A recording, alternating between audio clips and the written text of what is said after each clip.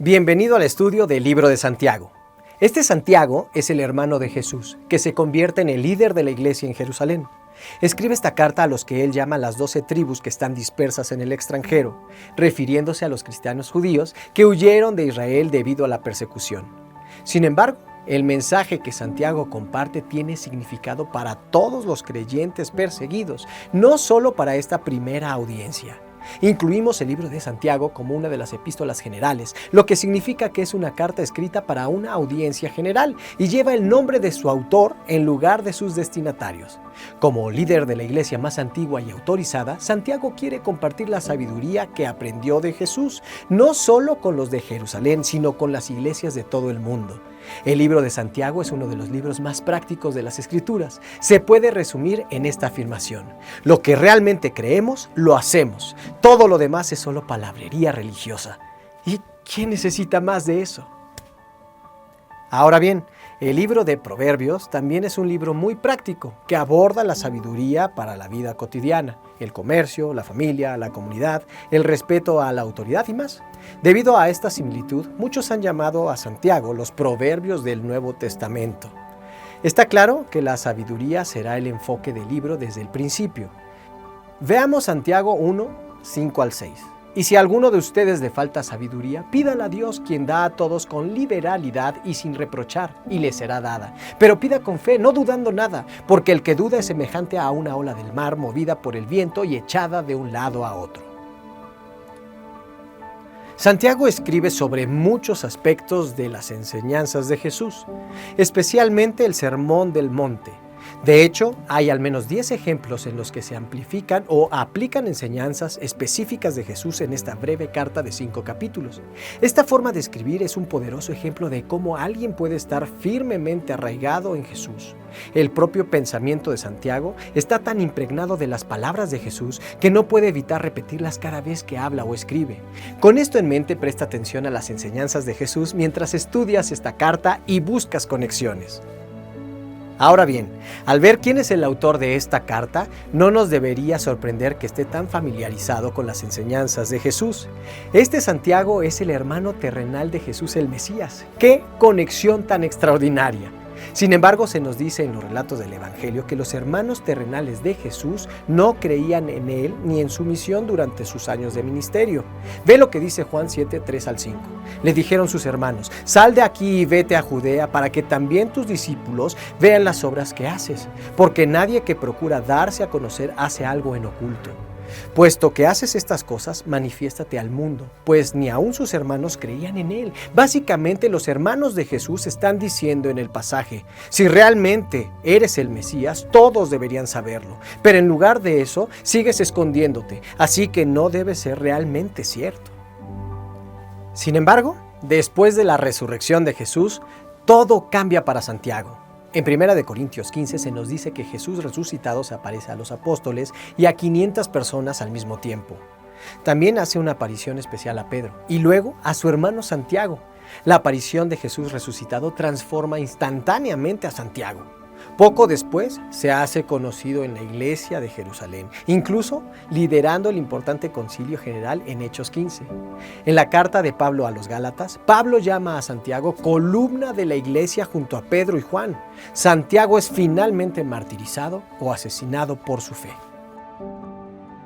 Desde esta perspectiva, ahora podemos comenzar a explorar algunas de las enseñanzas de esta carta, pero debemos ser cuidadosos, porque al adentrarnos en el contenido de la epístola de Santiago, es fácil malinterpretar su mensaje.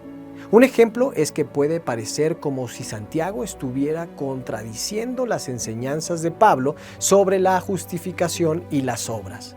En sus cartas, Pablo enfatiza la justificación por la fe y no por las obras. Sin embargo, Santiago nos dice claramente en el 2, 20 al 24 que hay una relación esencial entre la fe y las obras.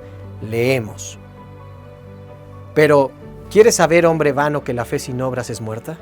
¿No fue justificado por las obras nuestro padre Abraham cuando ofreció a su hijo Isaac sobre el altar? Puedes ver que la fe actuaba juntamente con sus obras y que la fe fue completada por las obras. Y se cumplió la escritura que dice: y creyó Abraham a Dios, y le fue contado por justicia, y fue llamado amigo de Dios.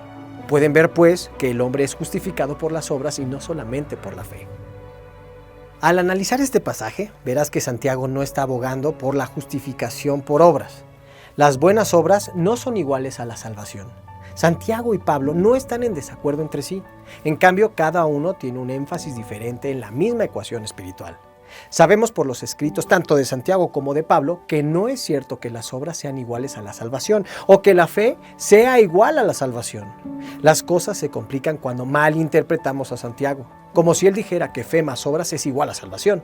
Esto tampoco es cierto. Tanto Pablo como Santiago describen la ecuación espiritual de la salvación así: fe es igual a salvación más obras. Veamos más de cerca los detalles de esta ecuación. En Santiago 1, del 1 al 12, aprendemos que Santiago, al igual que Jesús, no está interesado en lo que decimos o en cómo nos vemos a menos que lo respaldemos con acciones. No le impresionan las afirmaciones de fe que no se expresan en obras. En Santiago 2:18 declara: muéstrame tu fe sin las obras y yo te mostraré mi fe por mis obras. Él señala que la fe no es verdadera fe si no produce fruto. Observa que en todas las epístolas generales los autores están escribiendo a personas perseguidas. Al comienzo de sus cartas, estos apóstoles comienzan con palabras sobre el sufrimiento. Ofrecen palabras de consuelo y consolación porque estas personas necesitan una perspectiva sobre su sufrimiento. Entonces, Santiago va directamente al tema del sufrimiento, diciendo en Santiago 1 del 2 al 4: hermanos míos, tengan por sumo gozo cuando se encuentren en diversas pruebas, sabiendo que la prueba de su fe produce paciencia, pero que la paciencia tenga su obra completa para que sean completos y cabales, no quedando atrás en nada. Santiago está diciendo que cuando las pruebas se presenten en tu vida, mis hermanos y hermanas, no las resientan como si fueran intrusos, sino que las reciban como amigos. Todos tenemos pruebas. Lo que separa a las personas no es si tienen o no problemas, sino cómo los manejan. Santiago lo explica así: cuando tienes una tormenta en tu vida y estás siendo probado, el tiempo de prueba a menudo te llevará a un lugar donde no sabes qué hacer. Cuando llegas a ese punto y te das cuenta de que necesitas sabiduría más allá de ti mismo, entonces, dice Santiago, deja que la prueba de fe te lleve a confiar en Dios. Pídele a tu Padre Celestial y con gusto compartirá su sabiduría contigo. Entonces, cuando la tormenta se calme y actúes según la sabiduría que Dios te da, recibirás la corona de la vida. ¿Qué significa esto? Que vivirás la vida que estás destinado a vivir en Jesucristo. Santiago dice que así debe ser la vida de fe. Ahora, justo en medio de este pasaje sobre las pruebas, Santiago habla de la tentación de pecar. Esto también es un tipo de prueba, pero no es una prueba enviada por Dios. Él dice en el 1, 12 y 13, bienaventurado el hombre que persevera bajo la prueba, porque cuando haya sido probado, recibirá la corona de vida que Dios ha prometido a los que lo aman. Nadie diga cuando sea tentado: soy tentado por Dios, porque Dios no es tentado por el mal y Él no tienta a nadie. Es claro aquí que Santiago se preocupa por explicar las fuentes de nuestras luchas. Las tormentas que describió anteriormente pueden venir de Dios, pero la tentación de pecar definitivamente no viene de Dios. Según Santiago, cuando somos tentados a pecar, es imposible que esa tentación venga de Dios, porque Dios no tienta a nadie a pecar. Entonces, ¿de dónde viene esa tentación? Santiago dice en los versículos 14 y 15, pero cada uno es tentado cuando es arrastrado y seducido por su propia pasión. Luego esa pasión, después de haber concebido, da a luz el pecado, y el pecado, una vez llevado a cabo, engendra la muerte. Esa es la respuesta. La tentación de pecar viene desde adentro, de impulsos egoístas. Viene de nuestra humanidad imperfecta y pecaminosa. Viene del pecado que aún reside en nuestros corazones hasta que seamos completamente renovados. Es como en la pesca, como un pez que ve un gusano enganchado debajo de la superficie del agua. Tú ves algo que quieres, que podríamos llamar el cebo. Esa es una tentación, ver el cebo. Luego piensas en lo que viste y sigues pensando en ese cebo una y otra vez, tratando de decidir si debes ir tras él o no. Mientras haces esto, comienzas a anhelar el cebo cada vez más. Esto es la plenitud de la tentación. El pecado que está en nuestros corazones siempre querrá jugar con estas tentaciones. Es importante entender esto. La tentación en sí misma no es pecado. La Escritura nos dice que nuestro Señor también fue tentado de la misma manera que nosotros, pero sin pecar. No es pecado ser tentado. Esto no significa que debamos de estar constantemente en un estado de tentación, ya que muchas veces la tentación finalmente conduce a un acto de pecado. Como seguidores de Jesús, Santiago está diciendo que no debemos ponernos intencionalmente en confrontación con la tentación de pecar. Tampoco debemos permitirnos ser tentados, pensando que Dios vendrá a rescatarnos antes de que podamos seguir esa tentación al pecado. No, una y otra vez la Biblia dice que debemos huir de la tentación, hacer lo que está en nuestro alcance para evitar la tentación. Si juegas con la tentación, eventualmente te atrapará. El mensaje central de este pasaje es: ¿quieres pecar o quieres vencer el pecado? Si no quieres pecar, entonces detén tu pecado de raíz huyendo del cebo de la tentación. Entonces Santiago nos dice: siempre recuerda que la consecuencia o el resultado del pecado es la muerte. Las consecuencias del pecado son siempre destructivas y no solo para la persona que elige pecar. El pecado destruirá no solo tu propia vida, sino también a tu familia, tu iglesia y cualquier cosa que pueda conseguir. El pecado buscará arruinarte completamente a ti y a aquellos que te rodean. Entonces, como seres humanos imperfectos que buscamos a un Dios perfecto, ¿qué podemos hacer? Santiago nos da una poderosa receta para nuestro problema de pecado, diciendo en el 4:7, sométanse pues a Dios, resistan al diablo y Él huirá de ustedes.